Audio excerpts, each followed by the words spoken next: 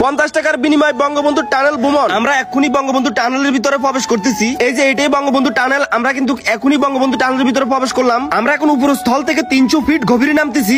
খুব ভয় লাগতেছে গাইস। লা ইলাহা ইল্লাল্লাহ সুবহানাকা ইন্নী কুনতু মিনাজ জালিমিন। ও মাই গড ভাই আমার খুব ভয় লাগতেছে ভাই। আরে ভয় পাইও না, হাসো হাসো, আমাদের আল্লাহ আছে, বুকে সাহস রাখো। যতই মনের ভিতরে সাহস আনি, বুকের ভিতরে কিন্তু দুপ করতেছে, কারণ আমরা মাটির উপরে থেকে 300 ফিট মাটির নিচে। মনে একটাই ভয়, যদি ভেঙে যাই 300 ফিট মাটির নিচ থেকে কে আমাদেরকে উদ্ধার করবে? লা ইলাহা ইল্লাল্লাহ সুবহানাকা ইন্নী কুনতু মিনাজ জালিমিন।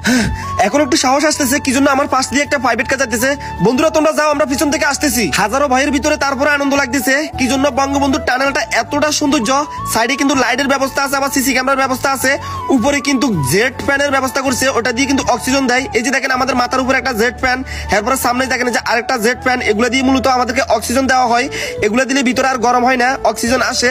সাইডে অনেক লাইটের ব্যবস্থা। তো অলরেডি আমরা কিন্তু বের হয়ে গেছি। দেখেন এটা কিন্তু আমাদের বের হওয়ার পথ। এই যে বের হওয়ার পথে বড় বড় দুটা গেট, এটা বন্যা হইলে বদ্ধ করে দিবে, তখন আর ভিতরে পানি প্রবেশ করতে পারবে না।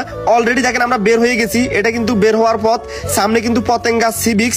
আর বন্ধুরা এই টানেলটা কিন্তু চট্টগ্রাম কর্ণফুলী নদীর নিচ দিয়ে গেছে। আপনারা অনেকে জানেন, আবার অনেকে জানেন না, তাই